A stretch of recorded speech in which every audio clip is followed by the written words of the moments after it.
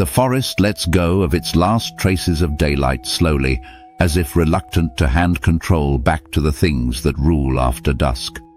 Cold air sinks through mountain gullies and gathers in pockets between the myrtle trunks. Mist lifts off the damp ground, drifting low to the soil where the scents of the previous day still cling. A wallaby carcass lies collapsed in the undergrowth, rigid, glassy-eyed, half covered in ferns that have started reclaiming it. No movement, no sound, nothing that suggests danger. Yet the forest holds its breath, because every creature that lives here knows the silence never belongs to the dead. It belongs to the devils that follow. The first one doesn't appear so much as erupt into existence. A black body tears into frame, jaws already parted, white chest blaze, catching a glint of moonlight before it vanishes under its own momentum. A second slams in a heartbeat later, producing that unmistakable shriek, a ragged, violent sound that rips across the clearing like metal being torn in half. The forest goes from silence to chaos in a single exhalation. If you didn't know better, you'd think these animals were fighting for their lives. But this is simply their arrival ritual. Aggression deployed not against the carcass, but against each other to clarify ownership in seconds. Tasmanian devils do not drift into a meal, they hit it like a raid. The reason they find it first is buried in their biology. Their sense of smell isn't just good, it is weaponized. Devils track death long before most scavengers register a hint. Volatile fatty acids, decomposition gases, injured animal hormones, all of it forms a chemical map devils can read with cutting precision. Some studies suggest they can detect a carcass kilometers away under the right wind conditions, but their talent isn't just range, it's discrimination. They know fresh from old, injured from dead, opportunity from waste. That's why they arrive with that explosive confidence. They've already confirmed their reward before they break from the trees. But smell is only half the story. Devils hear in frequencies that slice into the ultrasonic range, letting them pick up wing beats, footfalls, even the rustling of scavengers too cautious to commit to the kill site. In a forest that muffles sound with rich vegetation, that is not a luxury. It is an evolutionary edge. They are effectively listening ahead of themselves, tracking the movement of potential competitors as they approach a body. This is how they know whether to sprint, stalk, circle, or charge. That sensory cocktail creates a predator that discovers death the way others discover prey, quickly, efficiently, and with a timetable that almost guarantees they are first to the scene. The violence you see when they arrive isn't mindless. It's strategy. Devils are built to dominate carcasses through psychological and physical intimidation, not cooperation. The screaming, the lunging, the baring of teeth, this is a rehearsed performance that establishes a temporary hierarchy within seconds.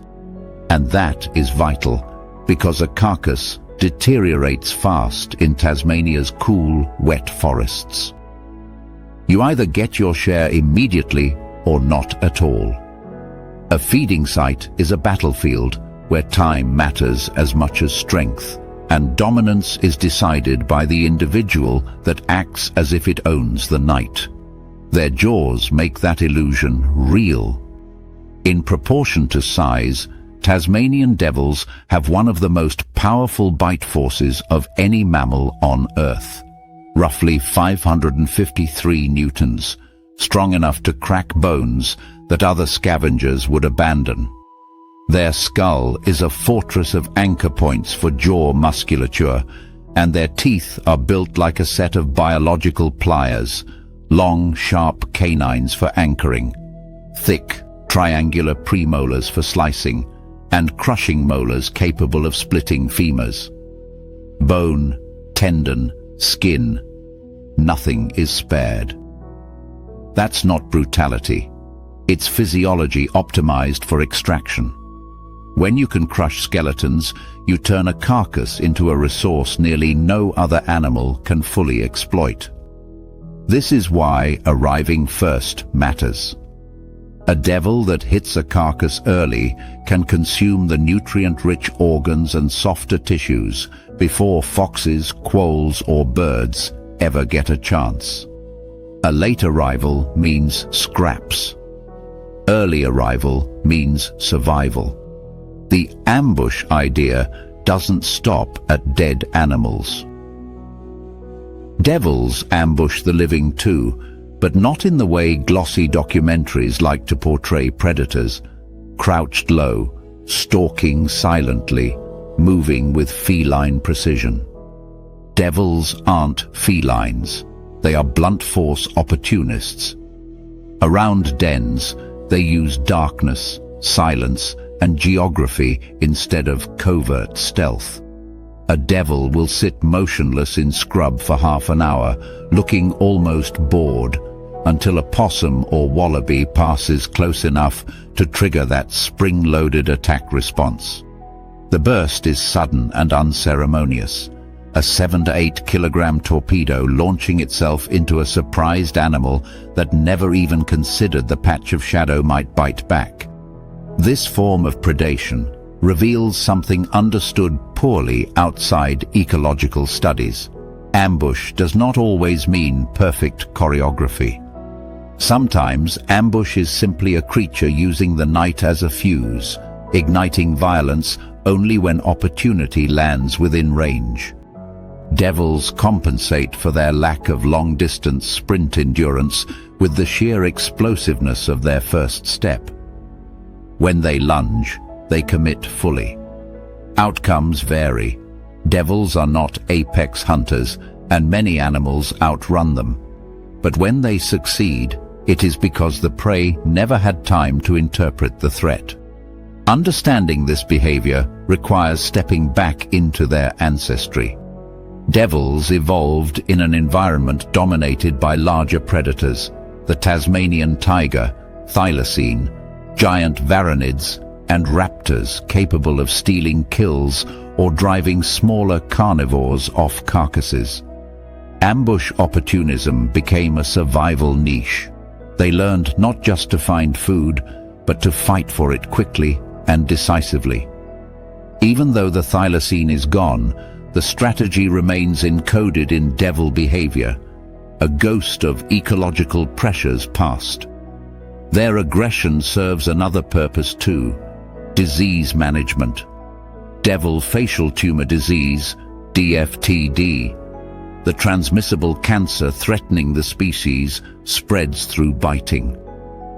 At first glance, their hyper-aggressive feeding behavior seems like a death sentence, but ongoing research suggests their population, by being naturally combative and frequently testing each other's strength, may be selecting for individuals with resistance. In other words, the same war zone feeding tactics that look chaotic could be shaping a tougher, genetically filtered generation. Evolution often works through cruel mechanisms, and devils are currently living inside one. Back at the carcass, the scene stabilizes. The screaming quiets to low growls. One devil clamps onto the hindquarters, tearing off a strip of meat with a wet snap. Another wedges its skull into the ribcage, forcing bone to yield under relentless crushing pressure. Their bodies shiver slightly, not from cold, but from the force traveling through muscle as they grind down the meal. Every few seconds, a devil will glance up, ears twitching, checking for movement in the tree line. They are always listening, always preparing for a new arrival that may need to be challenged. Around the forest edges, the real message becomes clear. Devils aren't guarding prey. They're guarding ownership. For them, Ambush isn't simply a predatory technique, it's a resource strategy. They ambush opportunity itself. The moment a scent hits the air, the instant a carcass is fresh, the second a smaller scavenger steps too close. Their entire ecological identity is built on seizing control of a resource before any competitor even knows it exists. When the camera eventually pans back, dawn hasn't arrived yet. But the forest's pulse is already adjusting. The carcass is nearly gone, bone fragments scattered, fur trampled into the dirt, tendons stretched and snapped. The devils melt back into the trees one by one, leaving nothing but silence behind them.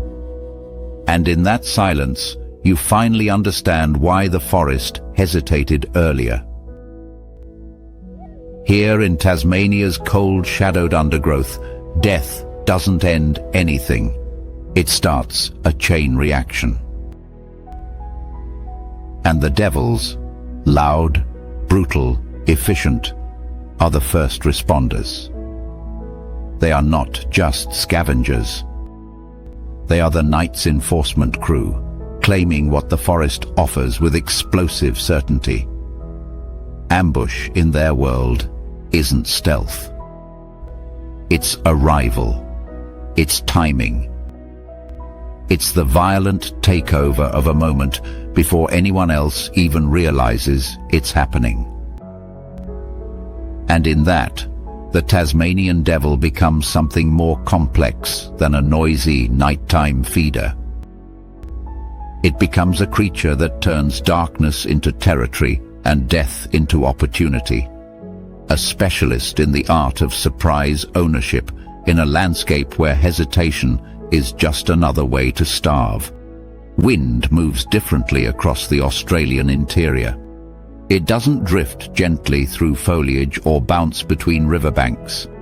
It travels long, uninterrupted distances across plains and ridgelines, sculpting heat, sand and silence into something a grazing animal feels but rarely understands. For a wallaby or a lamb, the day begins the same way it always does. Head down, nostrils close to the grass, ears flicking at flies. The wind roars in bursts, then dies, then roars again, carrying dust and the distant crackle of dry leaves. The world feels horizontal, a landscape of paddocks, shrubs, fence lines, and open sky. And because their eyes evolved to scan threats at their own level, it never occurs to them to look straight up. That blind spot is the first weakness the wedge-tailed eagle exploits, long before it commits to the kill. Shift perspective. Rise above the ground layer, where scent, movement and noise blend into a single stream of prey noise. Climb through thermal columns rising off red earth and sun-struck rock. Now the world is vertical, not horizontal. Up here, the wedge-tailed eagle becomes something entirely different. A strategist, reading terrain not as obstacles, but as gravitational tools. Its wings stretch to more than 2.3 meters, the largest wingspan of any eagle in Australia, giving it the lift needed to ride invisible spirals of heated air. The eagle circles higher and higher until it stops being a bird and becomes a shadowless thought, hovering against the sun. Most prey can't visually track that altitude, and even if they could, the glare blinds them. This is the bird's first advantage. It can position itself in a dimension prey barely perceives. What makes the wedge-tailed eagle's hunt so deceptive is not just the height itself, but how silently it uses it. The air in the upper currents strips away at the noise of feathers. There's no wing beat rhythm, no vibration signature. The bird isn't flapping, it's waiting, observing, mapping the landscape for a weak spot. Not in the prey, in the ground. It knows that catching a fleeing wallaby on level ground is a gamble, but catching one next to a slope, a ditch, or a fence line is closer to a guarantee. The eagle is searching for the places where one panicked leap becomes a stumble, where speed works against the prey instead of saving it. In this way, the wedge-tailed eagle doesn't ambush the body of the animal. It ambushes the geometry of the terrain. Drop back to the prey's view. The wallaby's ears swivel. A lamb chews softly. The wind rises again, drowning out everything above it. Nothing moves in the shrubs. Nothing breaks the horizon. It's the sort of calm that makes animals relax just enough to turn their attention inward, digestion, warmth, balance, and away from the sky. The moment the prey settles is the moment the eagle finalizes its strike plan. It folds its wings. The descent begins. From altitude, a wedge-tailed eagle doesn't fall. It accelerates. Gravity becomes its propulsion system.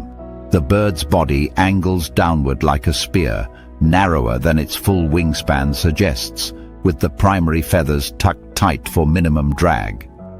Air lashes across its back, tail and wings as speed climbs past 150 kilometers per hour. For a few seconds, the eagle stops being a glider and becomes a shaped projectile, guided only by micro-adjustments of its tail and the tiny asymmetric shifts of its wings. The prey never hears it. The only sound is the explosive rustle of grass when impact finally happens. The talons strike before the prey even recognizes the danger. Wedge-tailed eagles have long, needle-sharp claws designed not just to pierce flesh, but to lock. A specialized tendon mechanism forces the foot into a contracting grip as soon as resistance pushes against the toes. This ratchet system means once the eagle clamps down on a wallaby's spine or a lamb's neck, the hold is nearly impossible to break. The force behind that grip is immense. The eagle isn't just latching on, it's anchoring itself to a thrashing body while using its own mass, up to 5 kilograms in large females, as dead weight to destabilize the animal. The first grab is everything. If the angle is off, if the talons miss the spinal line, if the target rolls in the wrong direction, the hunt fails instantly. The bird cannot simply re-angle mid-flight and try again. It committed its entire ambush to that single vector. That's why wedge-tailed eagles are selective. They choose prey standing close to natural traps. A lamb too close to a gully might leap sideways and fall. A wallaby grazing near a fence may slam into it in panic. A kangaroo near a rocky slope might lose footing the moment the talons hit. The eagle is not relying solely on its claws. It is weaponizing gravity by forcing the prey into a losing battle with momentum. One stagger, one misstep, and the kill becomes inevitable. On open ground, prey can spin, kick, or bolt. But near edges, their escape route becomes their downfall. It's a brilliantly efficient use of landscape physics. In some regions, wedge-tailed eagles refine this strategy even further by hunting cooperatively. A pair will circle at different altitudes, one maintaining the high solar blind position, the other staying lower, just above treetops. When the higher bird dives, the lower one adjusts its trajectory to intercept any lateral escape attempt. This boxing tactic creates pressure from two blind angles, forcing the prey to commit to a straight-line run. That's the worst possible decision. Straight-line sprinting under open sky makes the animal's back a clean runway for the descending eagle. Cooperative hunting isn't constant, but when it happens, it demonstrates a level of tactical awareness most people still underestimate in birds. Their ability to read human structures adds another dimension to their ambush system. Wedge-tailed eagles have learned that roads, fence lines, and agricultural clearings concentrate prey in predictable patterns. Roadkill attracts scavengers, which in turn attract eagles. Many eagles use vehicles without hesitation, not as threats, but as part of the map. A carcass on a roadside gives them a straightforward vertical line of attack because foxes, ravens, and feral cats tend to approach from predictable angles. Some eagles even follow tractors or harvesters, understanding that machinery flushes rats and rabbits from vegetation. When those animals break into open ground, the eagle's vertical dive becomes exponentially more effective. By integrating human-made structures into their ambush calculus, wedge-tailed eagles demonstrate a key ecological truth. Apex hunters adapt not only to wildlife, but to us, recalibrating environments we think we control. Zoom in on the anatomy that makes all this possible. The wings are long, not just for soaring, but for manipulating lift at different angles of approach. The primary feathers can twist individually, altering airflow subtly enough for the eagle to correct its descent without flapping. Its vision is among the sharpest of any bird, up to 4 times clearer than human sight, allowing it to track minute details from hundreds of meters up. It sees prey not as shapes but as patterns of movement, heat, shimmer, and contrast against the ground. And its musculature is built for the vertical strike, massive pectorals for initial launch, reinforced chest bones that absorb impact, and a spine flexible enough to roll mid-flight without losing trajectory. Thermoregulation adds another layer to its vertical strategy. High altitudes expose the eagle to intense sun and cooling winds. By adjusting the angle of its wings or tail, it can either shed heat or trap it, maintaining peak muscle performance during extended patrols. This allows the bird to stay aloft for hours without fatigue, waiting for the exact combination of prey position, terrain weakness, and wind condition that makes a dive worthwhile.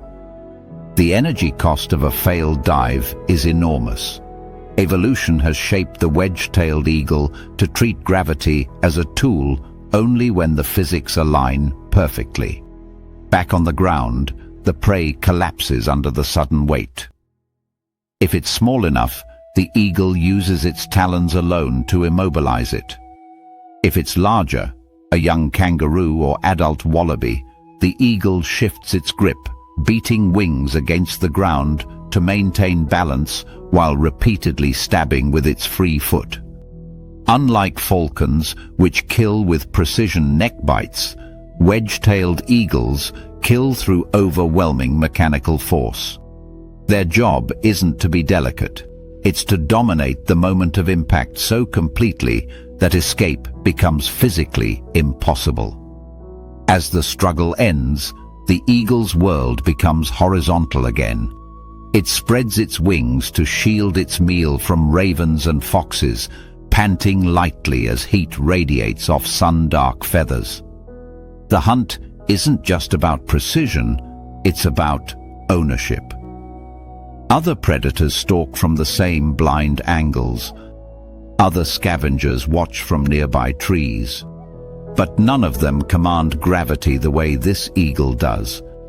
None of them can turn a simple slope, a gust of wind, or a patch of open sky into a fully realized weapon. That is the hidden truth behind the wedge-tailed eagle's dominance.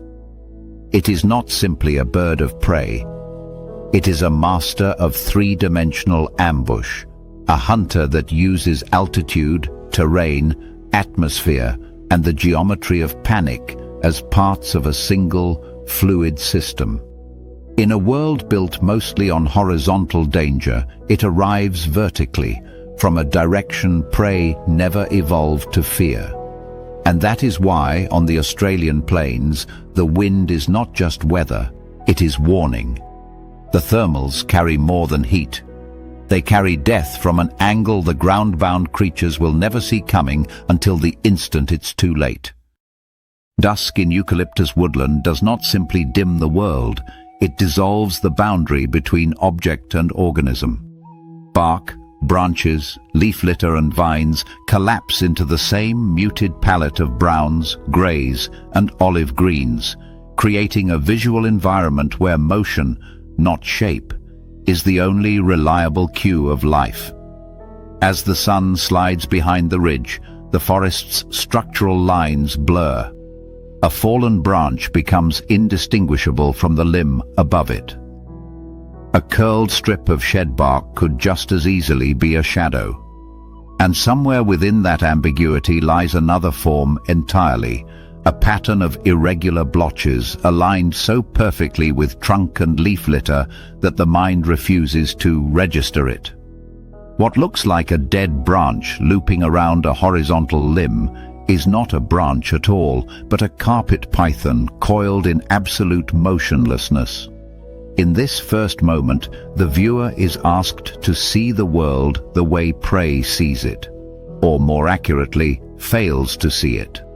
Possums emerging from hollows, rosellas landing on perches, bandicoots shuffling along the forest floor, all rely on a combination of habit and peripheral scanning.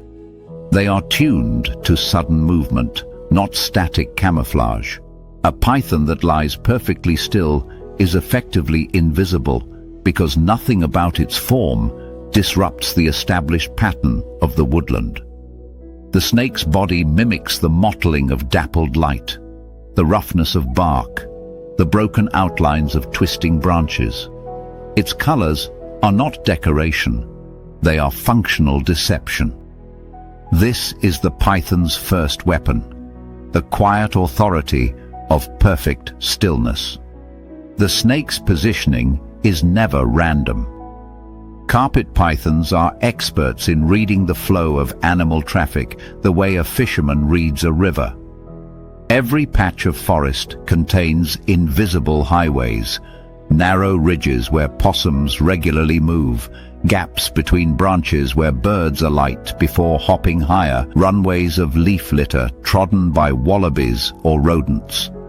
The python places itself at these choke points, places where prey must pass within striking distance. Sometimes this means coiling around a branch adjacent to a nest entrance. Other times it means lying half-buried in leaf debris near a den patch. In human-modified areas, the strategy is even more precise. Rafters in a shed become ambush scaffolding. The beams of a veranda become hunting lanes. Chicken coops become predictable feeding hubs for rodents, which become predictable ambush zones for the python. The snake's stillness isn't laziness. It is engineered patience, refined through millions of years of evolutionary trial and error. As darkness deepens, the woodland's activity shifts from diurnal to nocturnal. A brush-tailed possum descends a trunk, using the same route it used last night and the night before. It pauses at a familiar fork, sniffing for territorial markers. The python is just above it, coiled with mathematical precision. Nothing about the looped form suggests danger. No glitter of an eye, no shift in muscle. Carpet pythons slow their breathing during ambush, minimizing vibrations and regulating their scent signature. Their tongues flick occasionally, sampling airborne molecules and mapping spatial information far more effectively than their eyes could in low light. Every flick gathers cues about direction, heat, and proximity.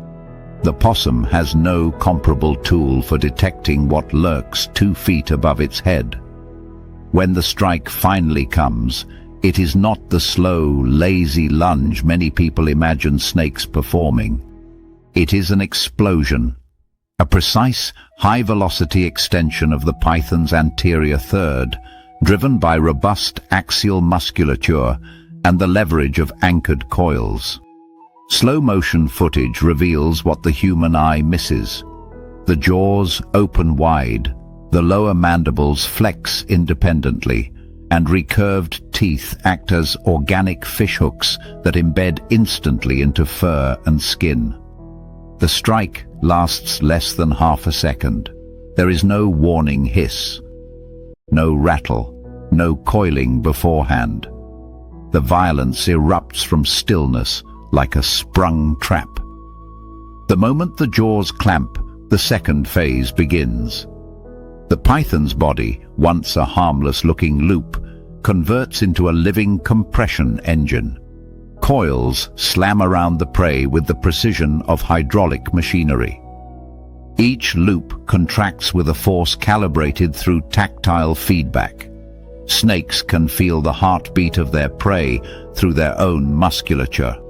Rather than crushing bones, which is an outdated myth, constrictors target circulation.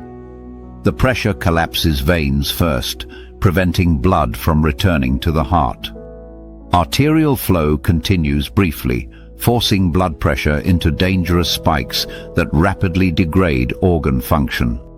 Within seconds, the oxygen supply to the brain falters. Every panicked breath the prey attempts makes the coils tighten further. The python senses the expansion of the ribcage, interprets it as escape effort, and responds with increased pressure. This feedback loop turns the act of breathing into an act that hastens unconsciousness. From a physiological perspective, constriction is astonishingly efficient. Death does not come from suffocation in the traditional sense. It comes from circulatory arrest and cascading organ failure. Studies using pressure sensors show snakes deliver just enough force to halt blood flow, not to snap ribs. They are precise, not brutal. A wallaby joey or possum subdued in this manner rarely shows broken bones afterward. Instead, the damage is internal. The body overwhelmed by sudden cardiovascular collapse. In the subdued quiet following a successful constriction, the python begins repositioning. It released the coils only when the prey's heartbeat ceases. Then, with unhurried deliberation, it begins the laborious process of swallowing. Flexible ligaments, a kinetic skull where bones move independently, and teeth angled backward all contribute to a swallowing system that can consume prey larger than the snake's own diameter. Muscular waves push the meal down in increments. In the wild, this process may take half an hour or more, during which the python remains vulnerable. But the energy gained from such a meal is enormous, often enough to sustain the snake for weeks. The woodland scene fades, but the story of ambush does not end at the forest edge. Carpet pythons thrive in proximity to human habitation. Suburbs offer their own ecological architecture, roof spaces that hold warm air, which attracts rats, compost heaps that shelter mice, poultry yards that create predictable prey clustering. Sheds with horizontal rafters become perfect analogues to natural branches. A python curled along a shed beam is indistinguishable from a length of stored rope or electrical tubing. Chickens settling onto roosts at dusk rarely scan upward. Small pets wandering near compost piles seldom look for danger above the eye line. These are not human-python conflicts, as they are often described. They are the natural extension of an ambush strategy optimized long before humans built structures for snakes to exploit. A python targeting rats in a garage operates with the same precision as one targeting possums in a forest. It identifies the most reliable entry points, gaps under roller doors, broken vents, cluttered corners, then positions itself along the most trafficked beams. A single strike may eliminate an entire generation of rodents, because the python will remain in the same location, knowing that prey returns along habitual routes. This is ambush as a probability game. If the snake waits at the choke point long enough, the numbers tilt in its favor. It does not need speed. It needs patience married to anatomical efficiency. What makes carpet pythons particularly successful in both wilderness and suburbia is their adaptability. They tolerate cool nights by lifting their bodies onto branches where residual heat from the day lingers. They thermoregulate with exquisite precision, moving a coil or two into sun exposure while keeping the rest of the body shaded. Their sensory systems detect the faintest heat signatures. Even a small bird's body warmth is enough to trigger interest. Their strike range can extend nearly a third of their body length, far farther than most prey can anticipate. And unlike venomous snakes, they do not rely on chemical warfare. Their weapon is mechanical mastery. In ecological terms, carpet pythons play crucial roles, controlling rodent populations, stabilizing prey communities, and cycling nutrients. Even their predation on possums and birds regulates species that might otherwise overbrowse or outcompete smaller animals. In suburbs, they reduce reliance on poisons that harm native wildlife. This is the hidden side of ambush predators. Their violence contributes to environmental balance. But perhaps the most profound part of their hunting strategy is philosophical rather than anatomical. Carpet pythons illustrate the core principle of ambush. Outcomes favor those who invest time at the right place. A python may sit motionless for hours or even days at a choke point, because evolution taught it that patience is more lethal than pursuit. Most predators must burn energy chasing prey. The python burns almost none. It wins not through speed, but through the prey's predictability. Every creature has habits. Every habitat has traffic lines.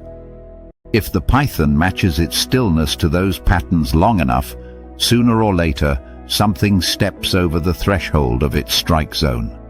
In eucalyptus woodland at dusk, the viewer is returned to that first image, a branch, a coil, a loop that doesn't match the others.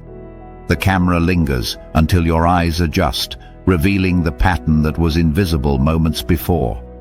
And with that recognition comes the realization that the python was never hiding in some romantic sense. It was simply fitting into the environment so precisely that the forest itself disguised it. Ambush, for the carpet python, is less about predation and more about becoming part of the background until the background suddenly comes alive. Here, stillness isn't absence of action. It is action distilled to its purest form, perfect timing, perfect placement, and perfect patience, waiting for the moment when survival delivers itself directly into the coil. On a quiet stretch of reef flat, the world looks deceptively simple. Loose coral rubble scattered like broken pottery. Patches of coarse sand shifting gently under slow tidal pulses. Soft shadows cast by overhanging ledges. Tiny gobies hover above their burrows, darting back when a wave passes. A crab scrapes algae from a rock. Nothing unusual, nothing dangerous. If you look closely enough, you might see a fragment that seems a little too angular, or a patch of sand that seems slightly elevated, but your brain dismisses it instantly. The human mind is wired to identify movement, not stillness. That evolutionary limitation is exactly why the stonefish succeeds. It lives an entire life in the space between perception and misperception. The camera holds steady on the sandy patch. Nothing moves. Seconds pass. Then a fin twitches, barely a tremor, just enough to betray the outline of a creature that was there all along. The body is a masterpiece of camouflage, rough, warty, covered in sand grains that stick to thick, mucus-coated skin. The pattern mirrors coral skeletons, encrusting algae and the irregular mosaics of broken reef. Even close up, the stonefish does not resemble a fish. It resembles a mistake, a displaced rock, a clump of dead coral, something not worth scanning twice. That is the core of its ambush system. It wins by being the one thing prey never evaluates as a threat. Stonefish are specialists in passive predation. They move only when they have to, conserving energy in environments where meals arrive unpredictably. Their entire hunting strategy relies on prey coming to them. A shrimp grazing past, a small fish drifting close, a juvenile wrasser inspecting the substrate. To survive like this, stillness must be absolute. Even their breathing is subtle, opercular shift gently under sand, hidden by the uneven contours of their body. Their eyes, sunken and heavily hooded, break the outline just enough to see, but not enough to reveal identity. A stonefish can sit unmoving for hours or days, waiting until coincidence and hunger finally intersect. When a prey animal drifts within range, usually within a body length, the change is instantaneous. The stonefish does not lunge or chase. Instead, it opens its mouth with such explosive speed that water, sand and prey are sucked inward in a vacuum-like pulse. The strike lasts less than 10 milliseconds, faster than a human blink and faster than nearly any other fish can respond to. Slow-motion footage reveals the mechanics. The mouth cavity expands with lightning force, creating a pressure differential so strong that the prey is swept inside before it can flex a muscle. There is no jaw pressure, no chewing, no tearing. The prey simply ceases to exist as an independent object. One moment grazing, the next swallowed whole by something it never saw. This predation method explains why many reef species avoid certain microhabitats with uncanny consistency. Fish learn through both instinct and experience. A patch of sand with too many irregular lumps, an alcove with suspicious stillness, a rubble field with unnatural symmetry. These become no-go zones in the reef's collective memory.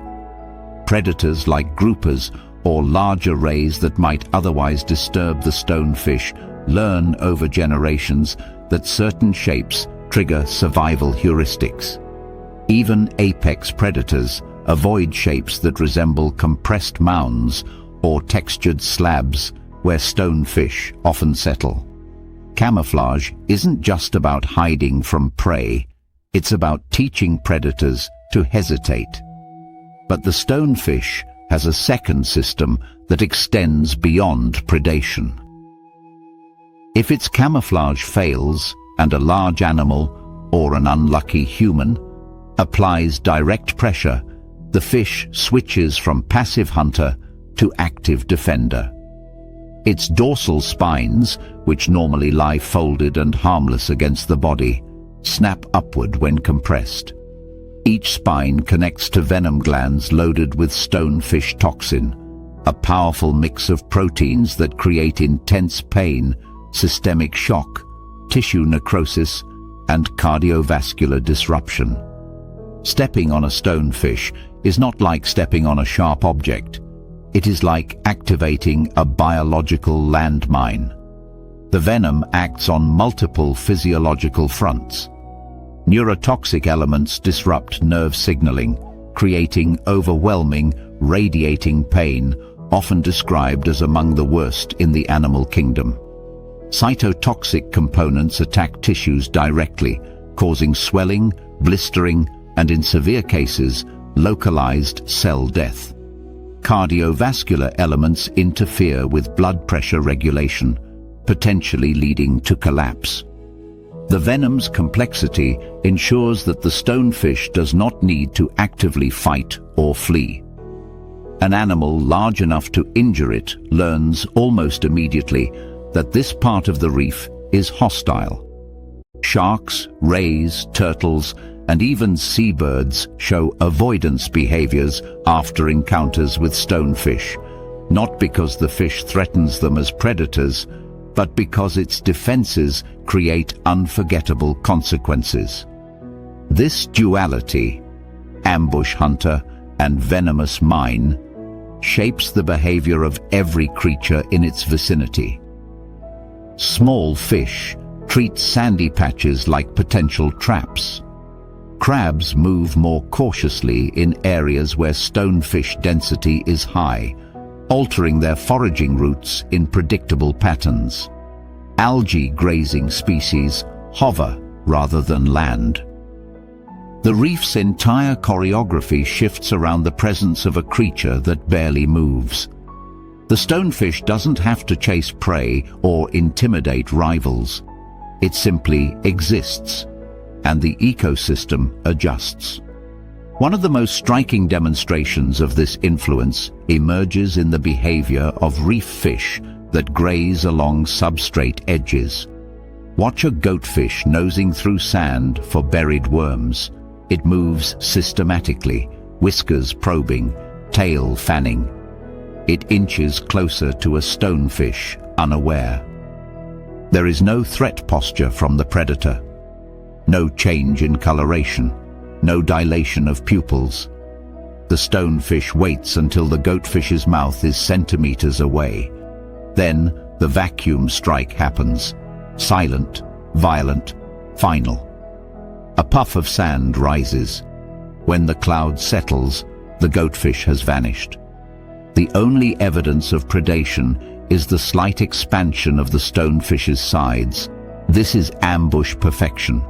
Zero energy wasted, maximum effect achieved. Crabs fall victim just as easily. Many species forage boldly, trusting their armor to protect them from most reef threats. A stonefish bypasses that defense entirely. It strikes before claws can raise, before the crab can posture.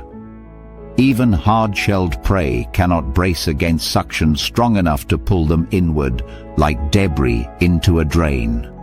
The crab disappears so quickly that its escape reflex never has a chance to fire. Evolution shaped their carapace for crushing jaws, not hydraulic vacuum predators hidden under sand. The most remarkable part of this hunting strategy is how little the stonefish interferes with the broader reef community. It does not chase, herd, or intimidate prey, meaning its presence does not create the same stress shadows a roaming predator would. Instead, it exerts a subtle influence, reducing populations of small, inattentive fish, clearing weak or sick individuals, maintaining balance without ever needing to patrol territories. It is a stationary apex of micro-habitat control. The relationship between stonefish and humans highlights the pitfalls of camouflage brilliance. Swimmers and reef walkers often assume danger comes from visible threats, sharks, large rays, or blue-ringed octopuses. But the most dangerous marine encounters come from what you never saw. Stonefish rely on their invisibility so completely that they do not flee from approaching feet. They do not warn or display. Their defense is only activated when stepped on, and by then, spines have penetrated deeply, delivering venom with devastating speed. Anti-venom exists, but the pain, swelling, and tissue damage can be life-altering. In many regions, entire safety guidelines for fishermen, divers, and coastal residents revolve around avoiding stonefish zones, wearing thick-soled boots, testing, and patches with poles, or simply never placing bare feet in shallow reef flats. In ecological terms, the stonefish challenges our understanding of ambush. Most ambush predators strike from concealment after tracking prey movement. The stonefish does something far more extreme. It merges with the environment to the point of indistinguishability and allows the world to move around it. It lets chance deliver prey. It lets caution flow around its territory. It lets the reef build itself on top of its silhouette. And then, at the perfect moment, it interrupts that stability with an act of predation so fast it barely disturbs the sand. Camouflage this complete carries philosophical implications. When an organism becomes visually identical to its habitat, the line between predator and environment dissolves. The stonefish stops being an animal that hunts in the reef. It becomes an extension of the reef that occasionally reveals a hidden function. The most powerful ambush is not one performed by a creature mimicking a rock.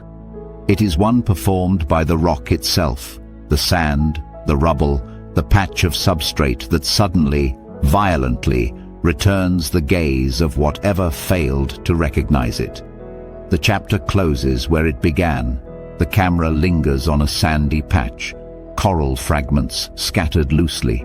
A crab scuttles into view. A small fish descends from above, picking at a tuft of algae. Nothing seems out of place. The ecosystem appears calm. And then, in a flash, the fish is gone. Sand settles. Stillness returns. The predator has resumed its disguise, waiting again for the next animal that fails to distinguish life from landscape. A mistake that, in this habitat, is often final. Here, in the stonefish's world, survival belongs not to the fastest or strongest, but to those who recognize danger in the places that seem most inert. The reef's dead patches are not dead at all. They are alive, watching, and ready to swallow whatever forgets to look twice. At low tide, the rock pool looks like a child's playground, clear water trapped between sandstone shelves. Bright fragments of shell glinting under sun. Tiny hermit crabs dragging mismatched homes across the substrate. Small fish flicker in and out of seaweed clumps like sparks drifting from a match. It is the sort of place where curiosity feels safe, where hands reach into crevices, lift shells, and poke at anything small enough to hold. To an untrained eye, nothing here carries a threat. But the most dangerous creature in this entire pool is also the smallest, and it is watching from inside what looks like an empty bottle wedged between stones. A blue-ringed octopus rarely announces itself. Most of the time, it is nothing more than a thumb-sized blob, mottled in soft beige and brown, patterned just like the rocks, algae and sand that surround it. Its camouflage isn't the dramatic, color-bursting display people imagine when they think octopus. It's subtle, dull, forgettable. It hides so well inside shells, cans, bottles and crevices that you can spend 10 minutes staring directly at it before realizing the shell fragment just moved. The octopus doesn't avoid humans out of fear. It simply doesn't consider them relevant. It is too well disguised to bother fleeing. Inside its bottle shelter, it watches the rock pool population the way a patient hunter watches a conveyor belt of opportunity. A crab wanders close, tapping its claws across a pebble. A small fish hovers beneath a ledge, pecking at microorganisms. The octopus lets them pass. Ambush for it is not about chasing or searching. It is about timing. When a crab steps near the bottle's entrance, one tentacle slides outward, exploring the water like a blind hand feeling for warmth. Its suckers taste chemicals as much as they touch surfaces, mapping the crab's location before the animal even notices the contact. The octopus can strike from total stillness because every sucker on its arms acts as an independent sensor. It doesn't need eyes to aim. The attack is silent. Another tentacle slips out, then another. The crab freezes, sensing movement too late. With shocking speed, the octopus lunges, a sudden eruption of coordinated limbs wrapping around the prey. The crab barely has time to raise a claw before the beak delivers the bite. A tiny puncture, almost gentle, but carrying a biochemical cocktail that shuts down the nervous system rapidly. Within seconds, the crab's movements degrade into limp twitches. Within a minute, it is fully paralyzed. The octopus drags its meal back into the bottle, where its beak can dismantle the shell at its own pace. This is where the blue-ringed octopus becomes something far more interesting and far more terrifying. The venom that kills the crab is the same venom that can kill a human, tetrodotoxin or TTX. The compound is one of the most potent natural neurotoxins known. It works by blocking sodium channels in nerve cells. These channels function like electrical gates, allowing signals to move from brain to muscle. TTX locks the gates shut. The result is paralysis, complete, controlled, and absolute. Muscles stop responding, including the ones that run the diaphragm. The victim remains conscious as breathing becomes impossible. A dose smaller than a grain of rice can stop an adult human from moving or speaking. And yet this deadly animal is small enough to fit on the palm of a child's hand. TTX doesn't originate from the octopus itself. It is produced by symbiotic bacteria living within its tissues. Over evolutionary time, the octopus adopted the toxin as a dual-purpose weapon, a method for immobilizing prey and a deterrent against anything large enough to threaten it. The paradox of the blue-ringed octopus is simple. Its toxin is wildly disproportionate to its size, but that imbalance gives it security. The octopus doesn't need to flee predators. It doesn't need to fight. It simply needs to wait for contact to occur, a contact that ends painfully for its attacker. But the octopus does something unusual when threatened. It abandons its camouflage. The muted browns and beiges vanish, replaced by electric blue rings that blaze like neon warning signs pulsing across its skin. This display does not appear at the start of danger. It appears only when the animal is cornered, touched, or grabbed. The rings are not an ambush tool. They are a last resort, a biological siren meant to advertise toxicity when escape is no longer possible. This is misdirection as survival strategy, cute when hiding, terrifying when provoked.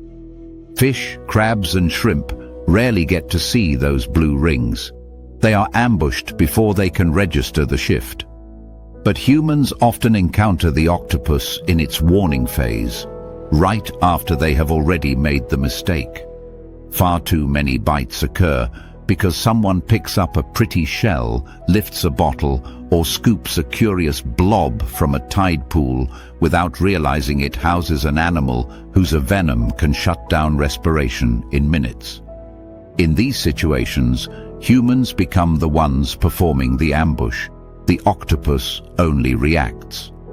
This contrast, predator when feeding, victim when handled, gives the blue-ringed octopus a rare position in nature, a creature that kills prey deliberately, but kills humans accidentally. It does not seek large targets. Its beak cannot penetrate thick wetsuits or boots easily. Most bites are defensive and delivered with minimal venom. And yet the risk remains because the toxin does not care about size differences. An octopus the length of a matchstick can deliver enough TTX to stop the muscles of the chest from contracting. Without artificial ventilation, death follows quickly. Zoom back into the rock pool. A small fish swims too close to the bottle. The octopus extends an arm with theatrical slowness, feeling the water as if reading a script only it understands. The fish, distracted by reflections, ignores the subtle shift. The octopus angles its body, calculating distance, orientation, and trajectory. With one explosive surge, it engulfs the fish. The prey doesn't fight. It simply freezes, paralyzed, before realizing what happened. The octopus's suction cups hold the body steady, while the beak delivers the fatal bite. Inside its den, it consumes the fish methodically, piece by piece. In this isolated ecosystem, the octopus is both sculptor and surgeon, slicing through small animals with surgical precision, yet shaping the tide pool community by moving weak or careless individuals. Nothing about its appearance suggests apex predator. Everything about its biology confirms it. When the meal is over, the octopus resumes its camouflage. It pulls shells closer to its entrance. It presses its body flat. The rings fade. The dull mottling returns. To an observer passing by, the bottle looks like trash abandoned by the tide.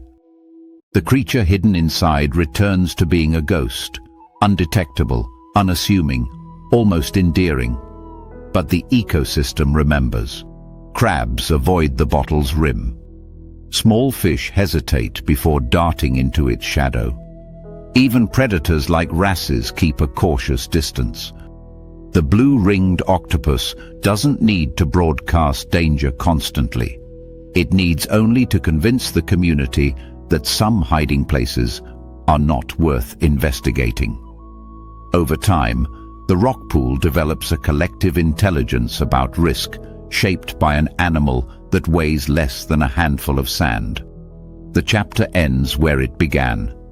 A harmless-looking tide pool, shimmering under late afternoon light. A child crouches nearby, reaching for a shell. They stop, distracted by a crab scuttling across the sand. The bottle remains untouched. Inside it, the octopus lifts one arm, sensing vibrations through water. The creature that can kill faster than almost any marine animal remains unseen. Here lies the core truth. The blue-ringed octopus is not merely an ambusher. It is a misdirection artist. Prey never sees the strike coming. Humans never realize they've crossed the line until the rings ignite. The octopus advertises danger only after the danger has already begun. In a world where bright colors usually warn first, this predator hides its warning until the final second, proving that the most potent ambush is not speed, venom, or stealth. It is the manipulation of perception itself, turning innocence into deadliness with nothing more than timing and a pulse of electric blue. Heat bends the air above the red dirt, warping the landscape into a trembling mirage. The bushland looks empty at first glance. Sun-bleached grass trembling under hot wind, flies orbiting a dead kangaroo with mechanical persistence, the distant crackle of eucalypt leaves curling in the dry afternoon. Everything feels slow, heavy, and drained. Even the carrion seems to sag under the weight of the day. But the stillness is a lie. Something is watching from the far side of a fallen log, body pressed flat to the earth, nostrils tasting the scent trail rising from the carcass. It's a shape the human eye edits out of the background, mottled scales arranged in a camouflage of browns, yellows, and charcoal black that blends perfectly with bark, dust, and shadow. Then the head lifts. A flick of a tongue, no longer than a finger, slides into the air, tasting molecules of decay, blood, and life. The tongue retracts. A decision made. A goanna, one of Australia's monitor lizards, steps into view as if conjured from the heat shimmer itself. The approach is deliberate. Goannas do not stroll toward a carcass in straight, obvious lines. They work angles. They circle behind boulders, drift along fallen trunks, skirt around termite mounds, always keeping a solid object between themselves and anything watching. Their mottled skin breaks the outline of their body so completely that from a few meters away they resemble nothing more than a shadow in motion. They are large animals, some over a meter long, others nearly 2, yet they move with the precision of something much smaller. The secret is in their gait. Limbs swinging from the side, spine flexing like a spring, weight distributed forward and low. They can freeze mid-stride and vanish into stillness, becoming part of the terrain until the moment they decide the cover has served its purpose. This habit of hugging the far side of trees and logs gives them a tactical advantage rarely appreciated outside field studies. A goanna keeps the trunk between itself and its target until it is close enough that a single burst of speed will close the distance. For scavengers clustered around carcasses, crows, ravens, feral cats, even dingoes, the threat doesn't appear gradually. It erupts. One moment the carcass is a communal table. The next a monitor lizard charges around the trunk like a battering ram with teeth. Jaws snap, wings beat frantically as birds scatter. Cats leap back, hissing. Dingoes hesitate. A goanna doesn't need to kill, it needs only to disrupt. The suddenness of its arrival is enough to clear the field. This hit-and-run behavior is a hallmark of their scavenging strategy. A carcass is a high-value asset in the bush, and time is the dividing line between opportunity and competition. Goannas know this instinctively. They sprint in, rip loose whatever they can, a strip of muscle, a handful of entrails, and retreat behind cover before another predator retaliates. Moments later, they approach from a new angle, using a different tree as a shield, repeating the ambush until they've extracted as much as their size and bravery allow. Their endurance makes this strategy effective. They can chase, retreat, and circle for hours if the payoff is worth it. Every burst of speed is fueled by powerful hind limb musculature and a heart capable of sustaining rapid exertion far longer than most reptiles. Their efficiency is almost mammalian, but scavenging is only half of the goanna's ambush identity. The other half plays out with far more violence.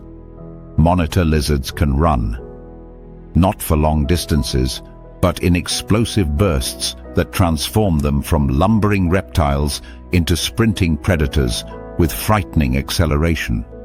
A small mammal, a mouse, a young rabbit, a ground-feeding bird, stands no chance if a goanna is within striking distance.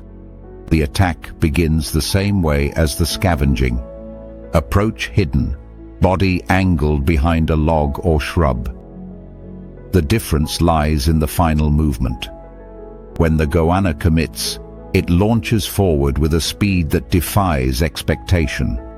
Dust erupts from under its claws as it charges.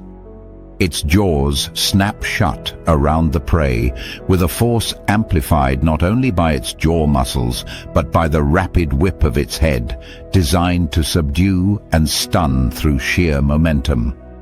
Prey may flee, but the goanna has already anticipated the escape path, working its ambush angle so that the prey runs into danger rather than away from it.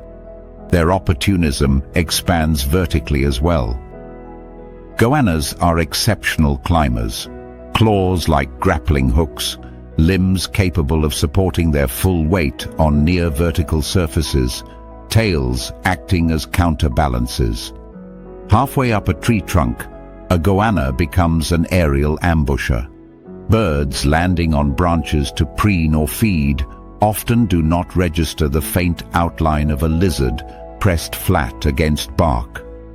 Possums emerging from hollows after daylight retreat similarly overlook motionless shapes hugging the trunk. When a bird perches within reach, the goanna's attack is swift and surgical.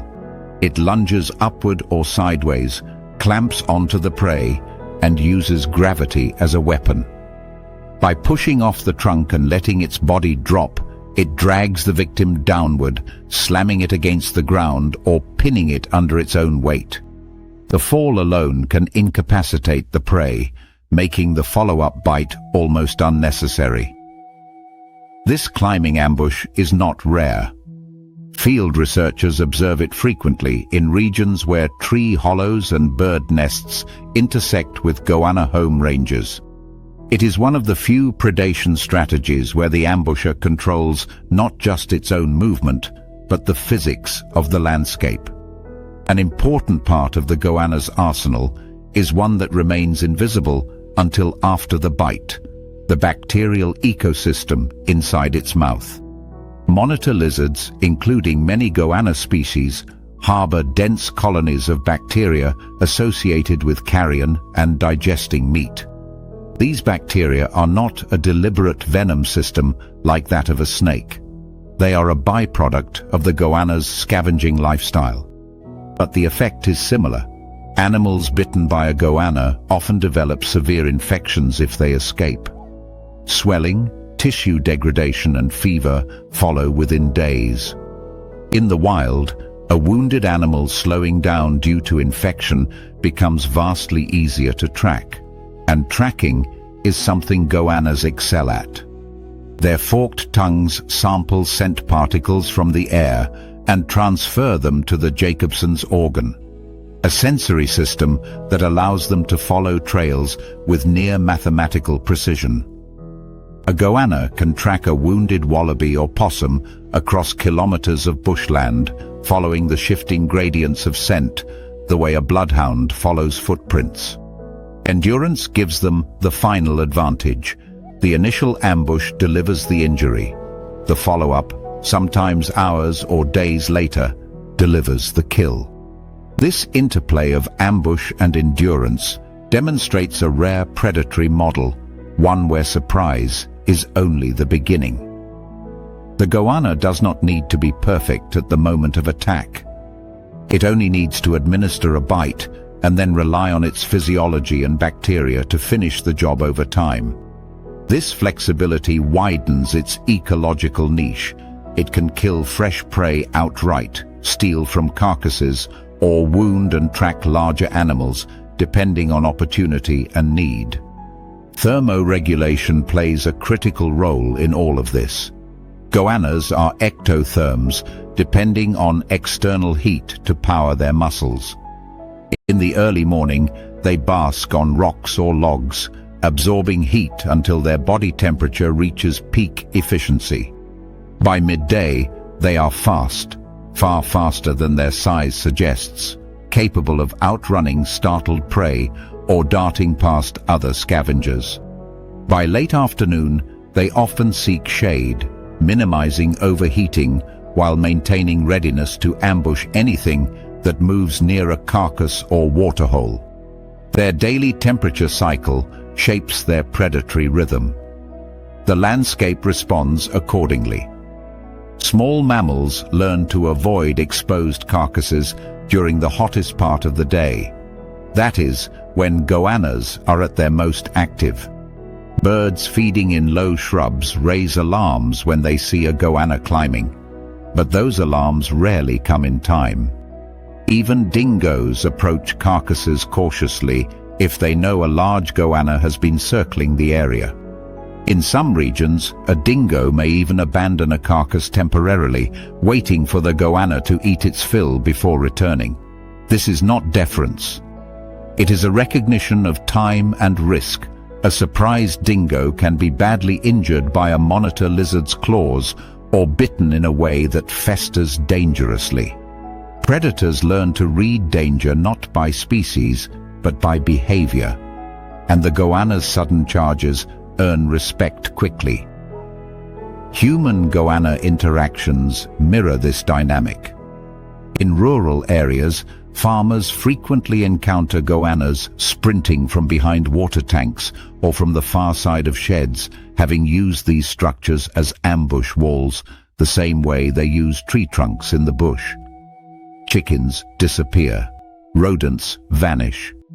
Pets approach a carcass only to scatter when a goanna bursts from behind the rusted remains of a trough. The lizard's instincts are timeless, adapting seamlessly to new structures without losing effectiveness. The chapter closes where it began, the dead kangaroo lying under the boiling sun. Flies settle. A pair of crows hop onto the ribcage. The bushland hums with heat. Then, from the far side of a log, the goanna reappears, patient, calculating, unstoppable. Its approach is silent, but its intention is loud. It circles once more, tongue flicking. Then it charges, scattering the scavengers and ripping free a mouthful of meat before disappearing behind cover again. This is ambush doubled with endurance. The lizard that strikes suddenly, sprints violently, climbs vertically, and if needed, waits days for its victim to weaken. A predator built not for elegance, but for persistence. Not for death at first impact, but for death delivered by time itself. In the heat, shimmering bush, the goanna is the shadow that keeps returning. The hunter that only needs a second of surprise to win and every second afterward to finish the job.